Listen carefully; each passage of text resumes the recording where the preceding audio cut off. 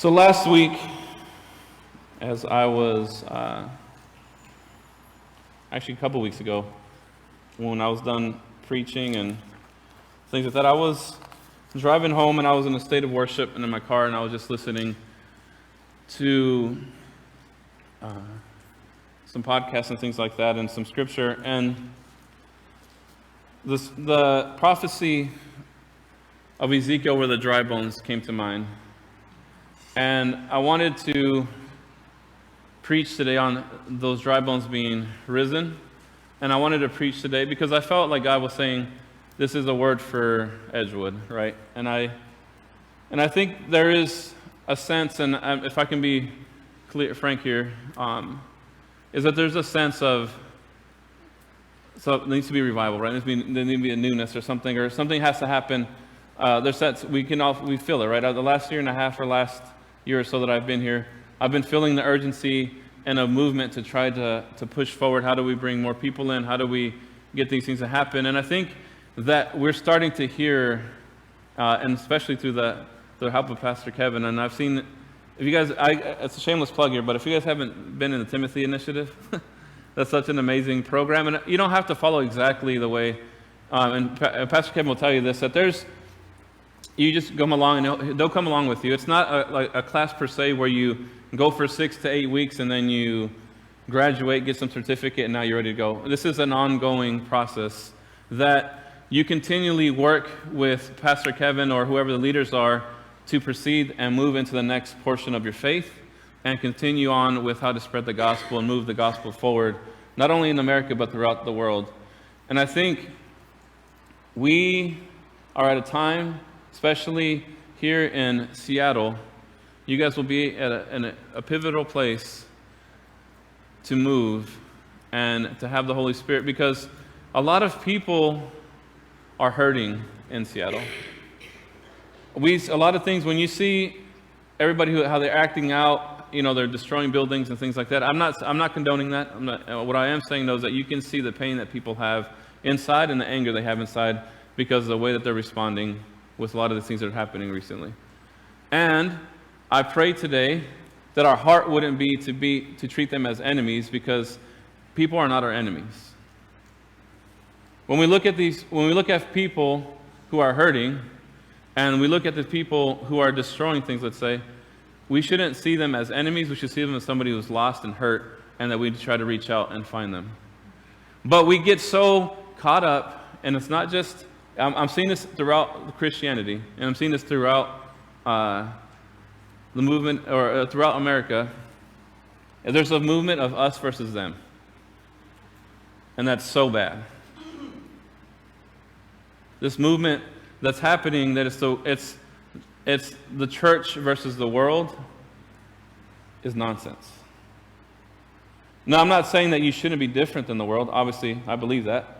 But what I am saying is that if you start to believe other people as your enemy, whether you have that in your front, but the way that you respond and the way you act shows that you see people as your enemy.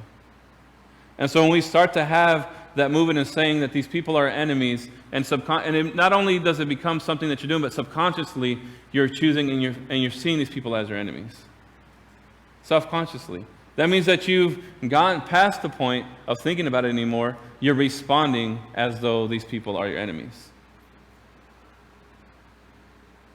When I was in Afghanistan, and we saw the people there, we were so taught that every Afghan is your enemy, that when you saw even children, sometimes it didn't even feel as though they were people. They felt like they were your enemy, right? And they would use children too and things like that.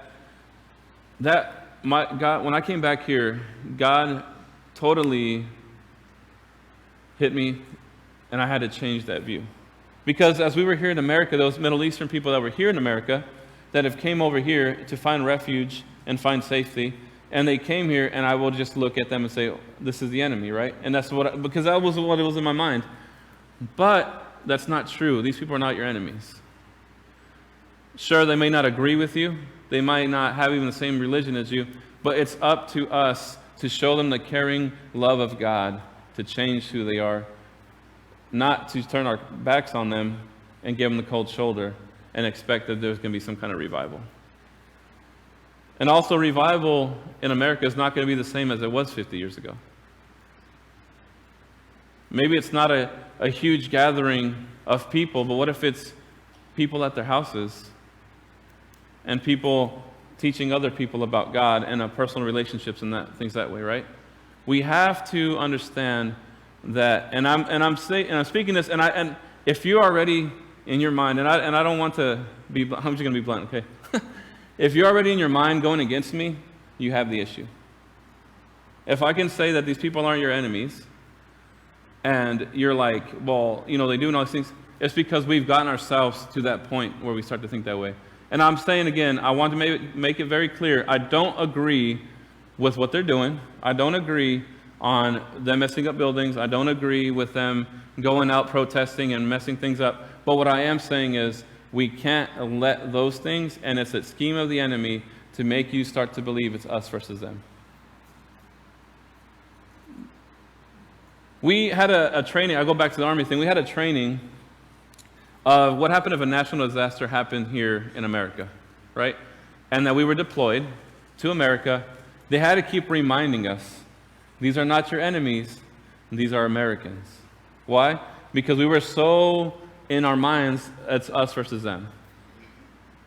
That because we had like a little mock situations, we'd go to this town and they wanted water, so they're bum rushing your convoys and they're trying to take your water. And so then a lot of the, soldiers would respond out of either shooting or they would do something like that, or they would like tie them, whatever would it be, right? But the commander pulled us later and said, hey, who are these are your brothers, these are your sisters, these are your people. Why are you so against them that way? And we've gotten there, guys. We've gotten there. And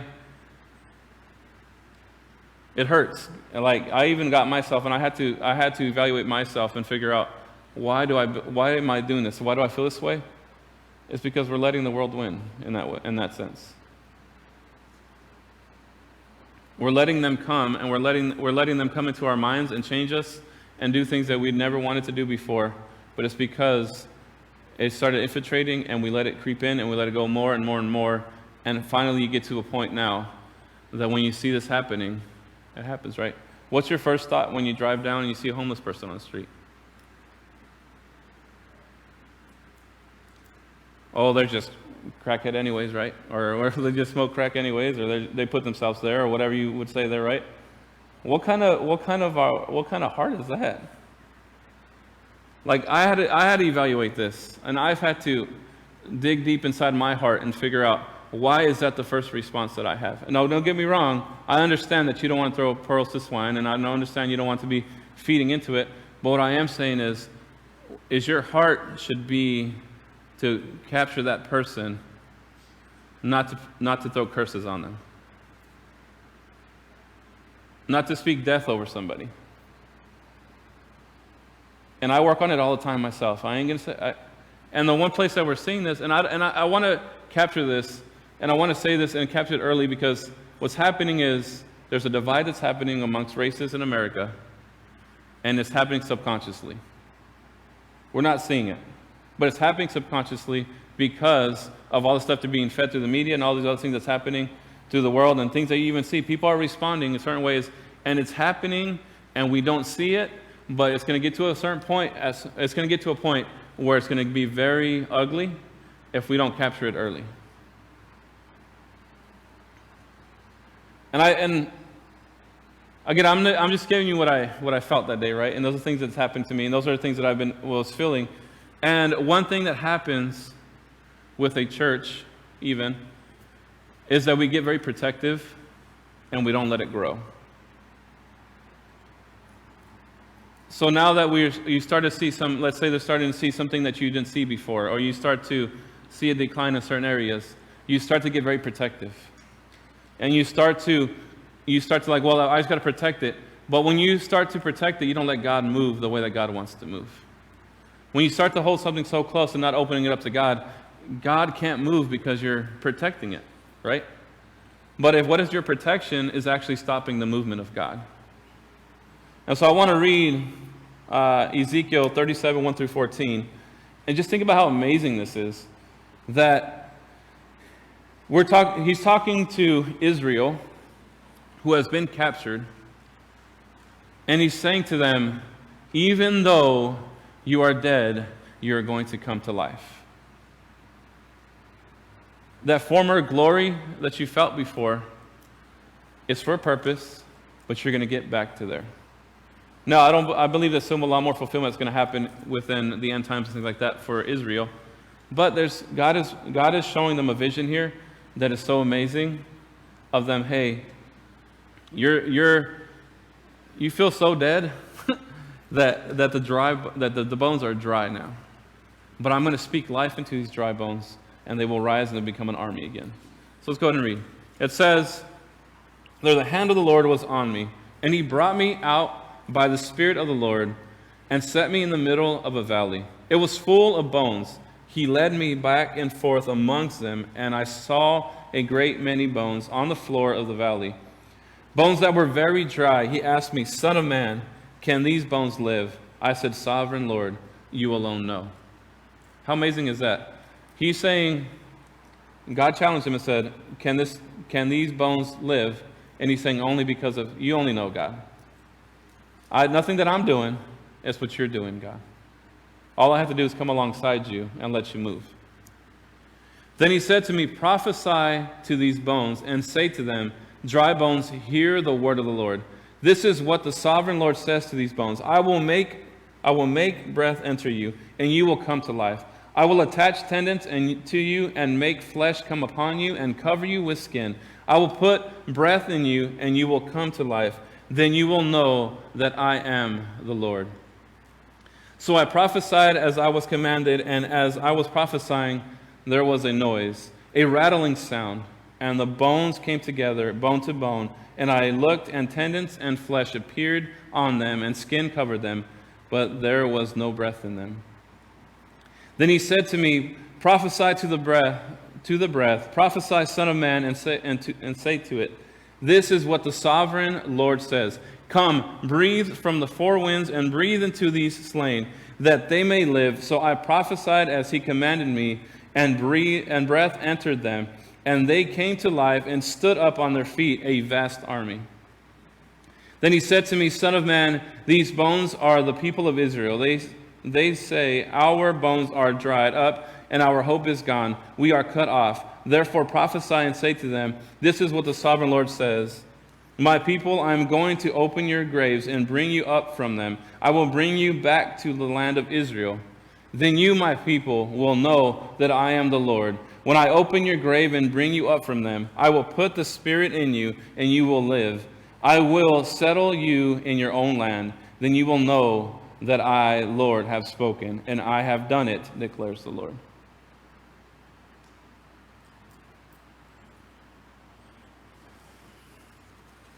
There's rattling that's happening, Edgewood. It's happening here at Edgewood of a newness, a movement that's happening, and let's not get in the way of that. Let's let the Lord move, and let's let the Lord do what God has called and what he wants to happen. And don't be scared, because revivals they can be uncomfortable and they can be scary sometimes. But we, in the timeline, which is amazing, is if you look through history, we're in a pocket of revival. Even you look through timeline and through history that's happening, we're in that pocket in this time here, right? And so I'm saying is, God is going to use Edgewood, but we can't be scared of what God is doing. And we can't protect Edgewood from what God is doing. Because if we try to protect what God is doing, then we're not going to let God move. And it gets very uncomfortable. And our souls start to feel bad. It starts to start to get into a point where it just doesn't feel right if you're not moving with God. But if you pray and the leadership is has a certain vision, we have to come alongside that. So this prophecy reminds us that God is a God of miracles. God always takes the unexpected people and does his work. God always takes people that you don't expect and start a movement. Maybe you're thinking, oh, Edgewood is just old, and maybe Edgewood is just run its course. No, God is going to have a movement that you have never seen before. And God is going to have a movement that's going to be so great, but we can't get in the way of that. So, again, I'm an Army person, so I like to have acronyms, so we're going to put acronyms for revival. All right, so the R is to reveal your heart to God and rely on God. You have to reveal your heart to God because God knows what is in your heart anyways. And so whether you're scared, whether you're intimidated, whether you're happy, sad, mad, glad, wherever you will be, reveal your heart to God because God knows where you're at. Before we ask for revival, we need to reveal ourselves. We also need to admit to ourselves and that we are broken and we need His touch. We need God's touch in our lives. We have to admit to ourselves, hey, there is a problem, right? The first step of fixing something is to what? Admit that there's a problem. Once you admit that there's a problem, then you can take steps forward to what God has you to fix those problems. But if you continue to think that there is no problem, and then you're going to be stuck where you're at. So you admit it, and you reveal that heart to God, and you say, God, I don't know how it's going to happen. I don't know what's going to happen, but I trust you, Lord, that you are going to do it. And Psalms 139:23 says, search my heart, God, and know my heart. Test me and know my anxious thoughts. So we need to reveal those and give this to God. The E is expectations. We need to have expectations. Here at Edgewood, I believe a lot of people are starting to hear the bones rattling. Edgewood needs to press in and expect life to be breathed into dry bones. Reviving the dry bones rattling is not the end of life. I'm sorry, here we go. So the bones rattling is not the end of life. It's starting to move again. That's what I'm trying to get to. So when you're hearing when you look at the dry bones, let's say if you're thinking of Edgewood as dry bones, which I don't, but if you're thinking that way, you look at the bones and you're saying, God, I'm starting to hear the rattling, and I'm starting to hear something that's about to happen, and something that's about to open and burst forth. What is the next step? And we see that every time that they got to a milestone, Ezekiel was asking God, what is the next step, right? So he had the next step there, and he was moving forward there, and he was pushing forward. But we need to understand the steps that are happening. When you start to hear the rattling, can you imagine and I'm not saying, maybe it could have happened, he wouldn't have been scared, but it feels like went out to the valley, it went from bones to people right away. And they were breathing this vast army, right? But God brought him through the process. As we read, we can see that God made the bones rattle, and then he brought the bones together, then the tendons, then the skin, and then breath. Meaning that revival is a process, and we need to just step into it and start the first step of revival. And one of that is to just reveal yourself to God and say, God, I am broken. I don't have to be perfect, though, for you to start a revival at Edgewood. Because if we're waiting for Edgewood to be perfect, then it's never going to be revival at all. So we need to understand that and lean in that and trust God in that. And have our expectations. The V is vision. Edgewood needs to buy into and grasp the vision. Unity in the vision needs to happen. We are many members, but one body, right? So everything that happens in your body happens simultaneously and happens together. Whether you're a toe, whether you're a thumb, an eyeball, an ear, a mouth, whatever part of the body you think you are in the Edgewood family or in the walk with the Lord, it all works together with the other person. How awkward would it be if your left foot kept on kicking out this way when you're trying to walk, right? It doesn't make, if you have some movement or something there, right? But also, we need to understand that if something is broken and fragile, like if you break your arm, it might need a little more attention to fix it, and so that way your body can then proceed to move forward. But one thing that happens, and I want to caution, is what happens when a cell, and I don't mean to disrespect anybody who has cancer here, but what happens when cells turn on its body, it becomes cancer. Your own cells turn on you, and it becomes cancer. And then what does cancer do? It spreads throughout the body and it kills the body. Don't be a cancer in Edgewood. Because when you're not part of the vision and the movement, and I think Pastor Kevin has a big movement that's happening right now and a vision that's happening, but if you're not part of that vision, you start to turn into a cancer. And when you turn into a cancer, you start to spread to other people. And then what happens there? Unless something radical happens, the cancer kills the body. And if we want to use medical terms, then God is our chemotherapy and we're going to survive, right? So we want God, and we want God to come in, and we want God to move, and we want God to destroy what needs to be destroyed and let live what needs to live. And I'm not speaking this directly to anybody. I'm just saying this is the word that I felt the Lord give me that day, is just make sure you're not a cancer. Because you don't want to hurt the movement of God. You're not going to anyways. I should state that. You're not going to stop the movement of the Lord. But you can make it very awkward for people around you if you're not part of the vision. And then we go here to Proverbs 29:18, where it says, where there is no vision, the people perish, but he that keepeth the law, he is happy. So we need to keep the vision, and we need to keep moving forward. And if you don't have vision and you don't move, then you get stuck. And then at that point, there's no growth and nothing happens, and then it will die.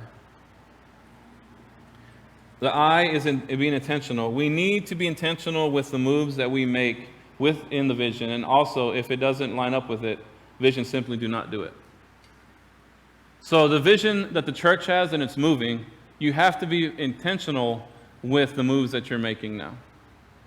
If it's something like, well, I don't know, if the church will like this, but what if I do it over here? Or what if I do this? Or then if your conversation starts with that already, you're already going the wrong avenue. If you're trying to be part of the vision and the revival is going to happen at Edgewood, right? If you start to intentionally, because you're doing it intentionally, if you start to intentionally move somewhere else and do something different and start making your own little ministries that are not within the umbrella of Edgewood, then you're intentionally going against the vision, and that's going to hurt the church. Why does that hurt the church? Because you start to make silos. And I'm sure you talked about it before, but it starts to make pockets, and it starts to make people their own areas, and then people don't come together as a church, and God's not going to allow that to happen. These, the victories, we need to acknowledge the victories that we have. Just as in victory of Ezekiel, the first step was the bones rattling. We need to acknowledge the steps that have happened and see the victory in them. We cannot deny the small victories because those lead us to the big victories. There's a lot of victories that are happening at Edgewood that we need to acknowledge, come together and celebrate one another. And it's not about this person's ministry is better than mine because they have so many people or that whatever happens there. We need to acknowledge each other's victories, and we need to celebrate with one another, because all these small victories will lead us to the bigger victory of bringing people to God. And we need to, that's how amazing, plus we need some energy, right? It's like driving down the road, and this morning, that's a good example. We were staying at the Alice's house. Thank them very much for letting us stay in their backyard this last week as we RV'd and getting ready to go. But as we're driving down, I had to go and unload the trailer of all the, just if anybody knows RV, you have to go unload the trailer from just living in it, right? I could keep driving with all that weight in my trailer, or I could go unload it and feel like I'm free. I don't know if anybody's ever pulled an RV, but when your tanks are full, it's sluggish, right? But then when you go and release all of the tanks, then it moves really good. It moves really nice, right? So we need to release the tanks that we have in our lives as well, and relieve those to God and give that up to the Lord, and simply just give up into God and say, Lord, I need you to take this from me, because either you're hurting, whether you have some offense somewhere. That's one thing that I've realized is we need to give up our offenses, because those over years, and I'm sure if you dig down, you might have a offense or two that you've picked it up over the years. And over years, as that continues to grow and it starts to fester, the wounds get infected, and things happen. So you need to take your offenses, release them to God, and forgive your brothers and sisters, and come alongside them, and just have the conversation. I know it hurts. One thing that I've learned about forgiveness is that initial conversation, when you know you're wrong or whatever, it burns, right? But one thing like peroxide or anything else that you put on your cuts, it burns for a second, but then it heals you afterwards. And so you need to go to your brothers and sisters, give up your offenses, and surrender those to God. And it's even scriptural, right? It tells us before we come to the altar and give our sacrifices or give our offerings to make sure that we're not in offense with our brothers or sisters. And everything we do, and we talked about it 2 weeks ago, everything we do is an offering to God. Whether it's singing, whether it's working, whatever you're doing, you're offering and you're living sacrifice, and you're also worshiping God on those things that you do. So we need to surrender those offenses and give them up and come back together, because it's not anybody versus anybody. The vision is God, and the vision is Jesus, and moving forward to that. With A's, we need to align ourselves with God. We need to keep on aligning ourselves with God. When a bullet or an arrow starts to get off by a little bit, downrange, it misses the target. We have to continue to pursue and make sure that we line up with God and His vision at Fort Edgewood. If you ever shot a weapon, a very slight movement here is a big difference downrange. Your bullet will not hit the target, or your arrow will not hit the target, or whatever you want to use there won't hit the target. So you have to make sure that you're aligned with God, and you have to continually align yourself with God. It's not just a one-time thing and then pursuing forward. You need to come daily and align yourself and walk with the Lord and put yourself back on track. Because if not, you'll find yourself swaying different ways. And L is to live life and put into practice. And I said this before about the will of God, but we need to put the vision into action. We need to move. No decision is a decision. And when I was sitting at the Ellis's house, right, and I was sitting in front of the truck, right? I have a big F-250 that I pull the trailer with. Actually, not that big. There's a lot of bigger trucks than that, but anyways, the F-250. And when it's parked, I can stand in front of it all day long. But when it's moving 60 miles an hour down the freeway, I probably won't want to stand in front of it, right? We need to get the vehicle moving. The enemy will get out of the way. He will move, and he will not want to stand in front of you when you have the movement, and he's not going to stay there because the truck is moving, or whatever you want to put there. The train is moving. You're not going to stand on a train track when the train is moving. So we need to have that, and we need to pursue that, and we need to keep moving, and we need to be part of that vision again. So as I get the band up here, or actually we're doing communion. So as we're moving into communion here, I want to pray that over us, that we will have that. And I'm going to actually sing a song. You probably haven't heard of it after communion, or maybe you have. It's been on the radio. But it's just called Rattle, and it's about the dry bones rattling. And I want, as we sing it, whether you know the chords or not, just to the words are not there, just to let those sit in you and ask God for movement, and ask the Lord to just start to move those things and to search your heart. I think the first step today after the message is just that take some time on yourself, meditate, and ask God where your heart is. And ask God to reveal to you where there's anything that could be in your way to be part of the revival.